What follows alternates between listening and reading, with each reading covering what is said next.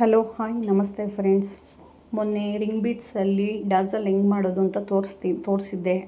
ಅದೇ ಡಾಝಲ್ಗೆ ಕುಚ್ಚು ಹೇಗೆ ಕಟ್ಟೋದು ಅಂತ ತೋರಿಸ್ಕೊಡ್ತಾ ಇದ್ದೀನಿ ನೋಡಿ.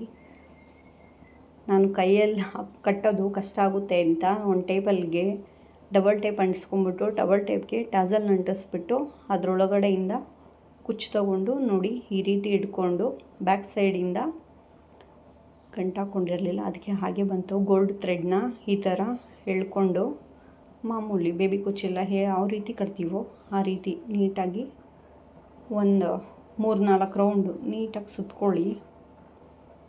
ಈ ಥರ ಗೋಲ್ಡ್ ಥ್ರೆಡ್ಡಲ್ಲಿ ಬ್ಯಾಕ್ ಸೈಡ್ಗೆ ಈ ಥರ ಮೇಲೆ ಇದು ಮಾಡಿಬಿಟ್ಟು ಒಂದೆರಡು ಟಾಕ ಹಾಕ್ಕೊಳ್ಳಿ. 1-2-3 ಟಾಕ ನೀಟಾಗಿ ಸ್ಟಿಪ್ಪಾಗಿ ಕುತ್ಕೊಳ್ಳೋ ಥರ ಹಾಕ್ಕೊಳ್ಳಿ ಫ್ರೆಂಡ್ಸ್. ಈ ಥರ ನೋಡಿ, ದಾರ ಏನು ಸಿಗಾಕೊಂಡಂಗೆ ನೀಟಾಗಿ ನೋಡಿಕೊಂಡು ಟೈಟಾಗಿ ಎಳ್ಕೊಳ್ಳಿ, ಯಾಕೆಂದರೆ ಮತ್ತೆ ಬಿಚ್ಚೋಗ್ಬಾರ್ದಲ್ವಾ, ಅದಕ್ಕೆ ಈ ಥರ ಎಳ್ಕೊಂಡು ನೀಟಾಗಿ ನೋಡಿ. ನೀಟಾಗಿ ಲೆಂತ್ ಎಷ್ಟು ಬೇಕೋ ಅಷ್ಟು ನೀಟಾಗಿ ಮೊದಲೇ ಸ್ವಲ್ಪ ಥ್ರೆಡ್ ತೊಗೊಂಡಿರ್ತೀವಲ್ಲ ಅದರಲ್ಲೇ ಒಂಚೂರು ಎಕ್ಸ್ಟ್ರಾ ಬಿಟ್ಕೊಂಡ್ರು ಕೂಡ ಎಕ್ಸ್ಟ್ರಾ ಥ್ರೆಡ್ ಬಂದರೆ ಕುಚ್ಚಿಂದು ಕಟ್ ಮಾಡ್ಕೊಬೋದು ನಾವು. ಆಮೇಲೆ ಈ ಥರ ಒಂದು ಸಮಾನ ನೋಡಿಕೊಂಡು ನೀಟಾಗಿ ಕಟ್ ಮಾಡ್ಕೊಳ್ಳಿ. ನೋಡಿ ಟಾಝಲ್ ರೆಡಿ. ಟಾಝಲ್ಗೆ ಯಾವ ರೀತಿ ಕುಚ್ಚು ಕಟ್ಟೋದು ಅಂತ ತೋರಿಸ್ಕೊಟ್ಟಿದ್ದೀನಿ. ಇದನ್ನೇ ಮತ್ತೆ ನಾವು ಸ್ಯಾರಿ ಯಾವ ರೀತಿ ಸ್ಟಿಚ್ ಮಾಡೋದು ಅಂತ ತೋರಿಸ್ಕೊಡ್ತೀನಿ. ಟಾಝಲ್ಗೆ ಬ್ಯಾಕ್ ಸೈಡ್ ಸ್ವಲ್ಪ ಗಮ್ ಮಾಡ್ಕೊಳ್ಳಿ. ಇದೇನು ಸ್ಯಾರಿ ಗಮ್ಮು, ನೀರಲ್ಲಿ ನೆಂದರೂ ಏನು ಬಿಟ್ಕೊಳಲ್ಲ.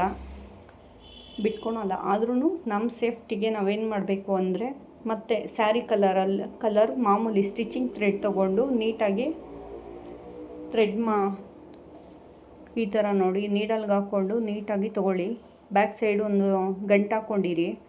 ಈ ಥರ ಟಾಝಲ್ ಒಳಗಡೆನೆ ನಾವೇನು ಕ್ರೋಶೋ ವರ್ಕ್ ರೆಡಿ ಮಾಡ್ಕೊಂಡಿರ್ತೀವೋ ಒಳಗಡೆಯಿಂದನೇ ನೀಟಾಗಿ ತೊಗೊಂಡು ಸ್ವಲ್ಪ ಒಂದೇ ಒಂಚೂರು ಗ್ಯಾಪಲ್ಲಿ ಮೇಲ್ಗಡೆ ಕಾಣಬಾರ್ದು ನಾವು ಥ್ರೆಡ್ಡಲ್ಲಿ ಇದು ಮಾಡಿದ್ದೀವಿ ಅಂತ, ಆ ರೀತಿ ಕಾಣ್ದಂಗೆ ನೀಟಾಗಿ ಸ್ಟಿಚ್ ಮಾಡ್ಕೊಳ್ಳಿ. ತುಂಬ ಏನು ಸ್ಟಿಚ್ ಮಾಡ್ಕೊಳೋಂಥದ್ದೇನು ಇರೋದಿಲ್ಲ. ಒಂದು ಫುಲ್ಲು ರಿಂಗಿಗೆ ಒಂದು 4 ಕಡೆ ಒಂದು ಗಂಟು ಹಾಕ್ಕೊಂಡ್ರೆ ಸಾಕು ಫ್ರೆಂಡ್ಸ್. ಗಮ್ ಹಾಕಿರ್ತೀವಲ್ಲ ಸ್ಟಿಪ್ಪಾಗಿರುತ್ತೆ, ಆದ್ರೂ ಇರಲಿ ಚೆನ್ನಾಗಿ ಇನ್ನೂ ಸ್ವಲ್ಪ ದಿನ ಜಾಸ್ತಿ ಬಾಳಿಕೆ ಬರಬೇಕು ಅಂದರೆ ಈ ಥರ ಸ್ಯಾರಿ ಥ್ರೆಡ್ಡಲ್ಲಿ ನಾವು ನೀಟಾಗಿ ನೋಡಿಕೊಂಡು ಟಾಝಲ್ ಮೇಲೆ ಕಾಣಿಸ್ದಂಗೆ ನೀಟಾಗಿ ಥ್ರೆಡ್ಡಲ್ಲಿ ಸ್ಟಿಚ್ ಮಾಡ್ಕೊಳ್ಳಿ. ನೋಡಿ ನಾನು ಯಾವ ರೀತಿ ಮಾಡ್ಕೋತಿದ್ದೀನೋ ಅದೇ ರೀತಿ ನೀಟಾಗಿ ಮಾಡ್ಕೊಳ್ಳಿ. ನೀಟಾಗಿ ಥ್ರೆಡ್ ಹಾಕ್ಕೊಂಡು ನೋಡಿ ಸ್ಯಾರಿ ತುದಿಯಲ್ಲಿ ನಾವೇನು ಜಿಗ್ಜಾಗ್ ಮಾಡಿಸಿರ್ತೀವೋ ಅಲ್ಲಿವರೆಗೂ ನೀಟಾಗಿ ಥ್ರೆಡ್ ತೊಗೊಬಂದು ಅಲ್ಲಿ 1-2 ಗಂಟು ಹಾಕ್ಕೊಳ್ಳಿ. ನೀಟಾಗಿ ನೋಡಿಕೊಂಡು ಫಿನಿಶಿಂಗ್ ಚೆನ್ನಾಗಿ ಬರುತ್ತೆ. ಆವಾಗ ಹೊರ್ಗಡೆಗೇನು ಥ್ರೆಡ್ಡಲ್ಲಿ ನಾವು ಇದು ಮಾಡಿದ್ದೀವಿ ಅಂತ ಅಸಹ್ಯ ಥರ ಕಾಣಿಸೋದಿಲ್ಲ. ನೀಟಾಗಿ ಲಾಕ್ ಮಾಡ್ಕೊಳ್ಳಿ. ಇದನ್ನು ಇದೇ ಥರ ಹೆಚ್ಚಿನ ಡಿಸೈನ್ಸ್ಗೋಸ್ಕರ ಲೈಕ್ ಮಾಡಿ, ಶೇರ್ ಮಾಡಿ, ಕಾಮೆಂಟ್ ಮಾಡಿ. ನೋಡಿ ಸ್ಯಾರಿ ಫುಲ್ ನಾನು ಇದೇ ಥರ ಸ್ಟಿಚ್ ಮಾಡ್ಕೊಂಡಿದ್ದೀನಿ. ಟಾಝಲ್ಸ್ನ ನೋಡಿ ಸ್ಯಾರಿಲಿ ಯಾವ ರೀತಿ ಕಾಣ್ತಾ ಇದೆ ಅಂತ ಫಿನಿಶಿಂಗ್ ನೋಡಿ. Thank you friends.